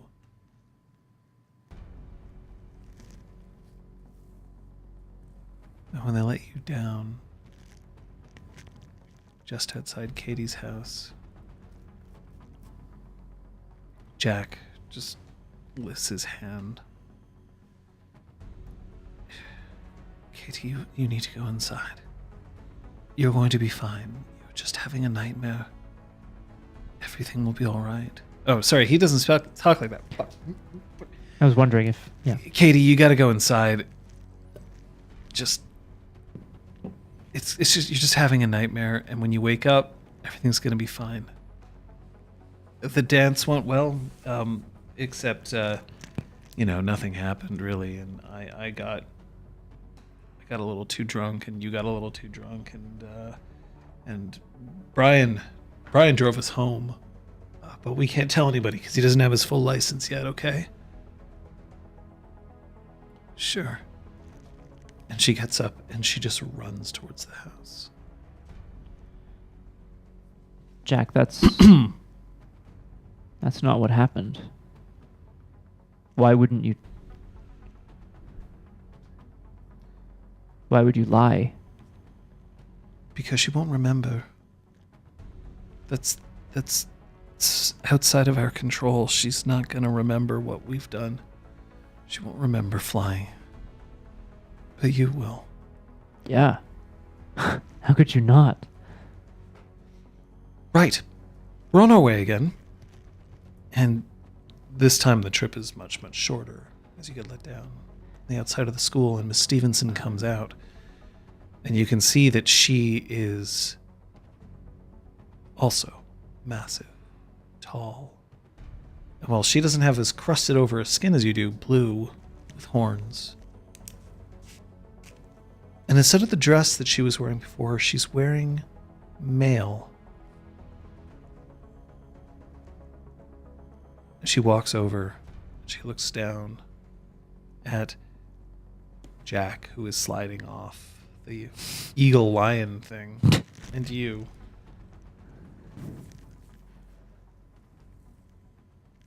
He's an apt pupil. I'd recommend continuing his studies for at least some time. Although I imagine school might not exactly be the best place for either of these two children at this point in time. Thank you, kind Griffin. I will see to them. Jack, I want you to go inside. Call your parents. Let them know that you're all right. Let them know that you're here. And you need to come with me. And she turns and she starts walking straight for the gym. Miss Stevenson, do you have any pants? I follow after her. And that's when, as you start walking, the wind that was around you just settles around your body and takes shape. A tunic, green, and a belt, boots, gloves, although you no longer feel the cold quite as much. A stout pair of pants. Okay, now I know I'm dreaming. I say to the griffin, maybe? Well, actually, to be more precise, you were always dreaming. But now you're awake. And he takes off. Braum, let's go. I don't register it for a second. And then Miss Stevenson turns around again, and then you see her just stand up a little bit straighter, and the creak of metal and leather sounds that you could have sworn you've heard before while fighting. Now. Yes, Miss Stevenson. But it's... I'm Brian. No, you're not. Because you returned those items to me in just the right condition. And you returned these two, even though they owed you, or you owed them, nothing. I mean, I think I did what anyone would have done. No. No. You'll learn, as you go through life, the promises made to you, even by the people who are closest to you. They'll never hold as much meaning to them as it does to you.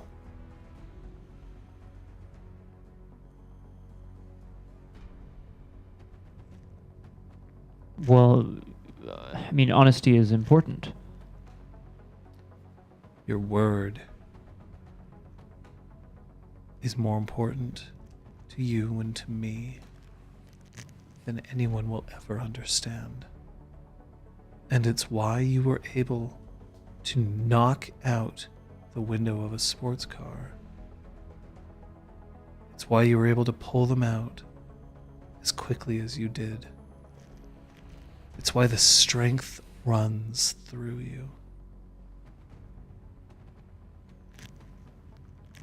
Jack will be all right. Katie will be all right, though I don't think that she'll ever look at you the same way again. Because she won't remember. But she will dream of this. As for you, it's time I gave you your first real lesson. Real? What do you mean? Why is Jack changed? What was that thing? I have many questions, Miss Stevenson. Sorry. You can call me Selene.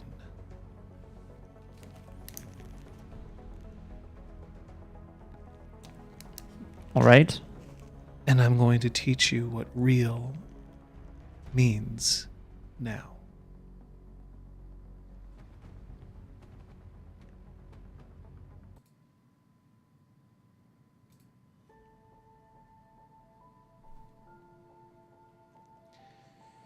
"1988 is a difficult year for a lot of people. I mean, Reagan did not have the easiest time right around then. And let's face it, the world was kind of leaning on to the modern age. Mm-hmm.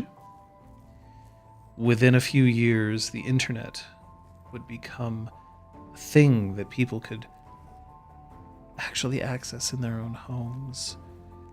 The horrors of modern day phobias and terror just around the corner. But of course, the Berlin Wall, USSR.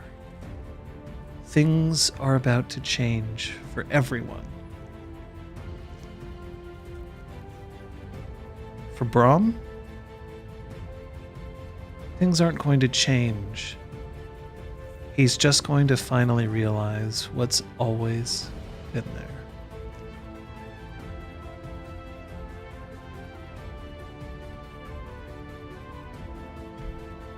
That was your Chrysalis, Braum. Now, Woo! Yep.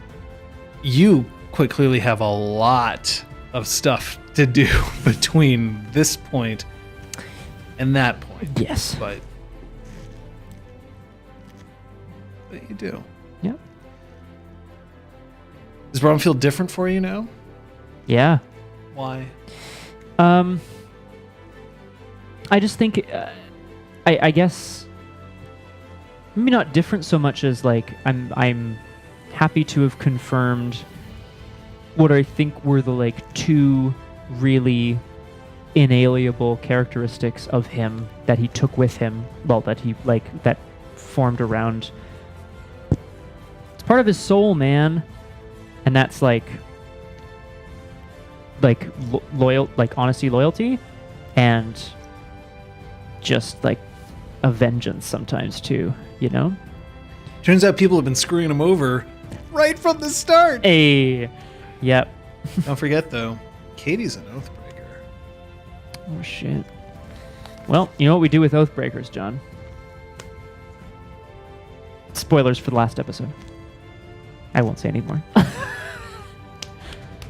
Yay! The universe likes Braum. The universe might like him, but the universe also knows how to really jerk him around. Mm-hmm. So, you know, you have that too. Damn. Yeah, that would have changed things quite a bit, I think. I didn't ask. Will I ever get that Griffin's name? Oh, you might already have it. Ooh! Does anybody have any questions for Braum? Yeah, ask or away, for guys. Scott, actually, is probably a more accurate way of saying it because, you know, Scott's the real person here in front of the screen. Since we're still on the stream, John, and since it could be sort of a RPG Clinic-esque time of day, I wanted to thank you for running a great solo session. I thought that was really cool. You gave me a lot of freedom in a world that I was like, I don't know. Like, I'm a kid. What do you like? I go to school. What do you mean? You know, but it was cool. Weirdness. I couldn't give him a boggin hug. That's not how Braum started. Braum was forged in snow and wind and fire. Nice. Is a boggin hug like a Shawinigan handshake? It's actually just an uppercut right in the dick. Yes. Oh boy. Yeah. I like Selene as well. Selene. Sorry, my bag. She's still The troll. alive. Oh shit. I might have kept contact. Maybe. Maybe you did. 56 episodes later, I'm just like. But who that is one thing that I will grant you. She is still alive. All right. She's gonna be pretty grumpy by now. That's probably. It's a reasonable assumption, I think I'd say. I'd say so too. Well, yeah, man, I really enjoyed it. Thank you. You know, tomorrow, I'm to understand that it's possible, we'll see, but it's possible that there may be a stream from Zen Robo, from Kate, not Katie. Right. Tomorrow on Friday, Punchy. Can I throw down a little something, John? Sure. I believe that I will be doing a surprise stream myself, actually. Get in some extra time before Zen, leading into Zen.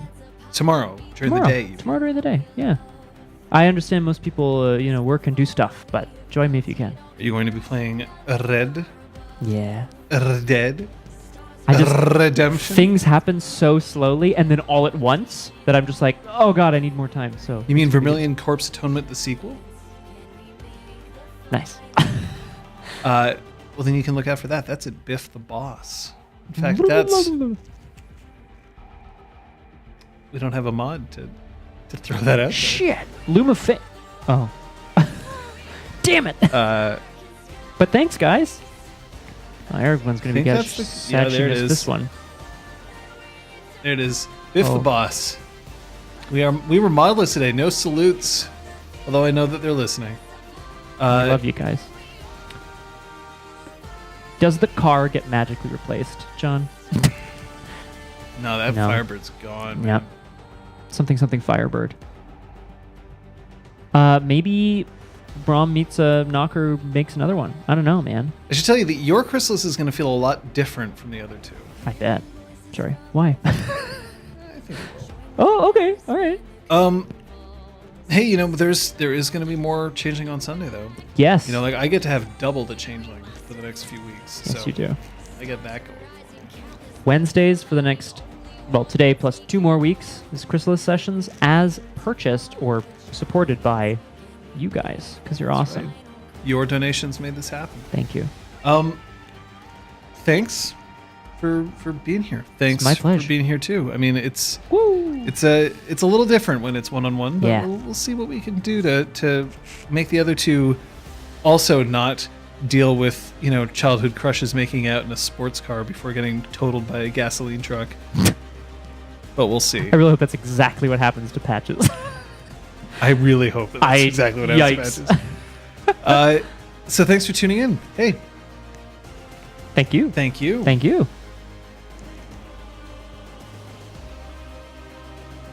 See you next time.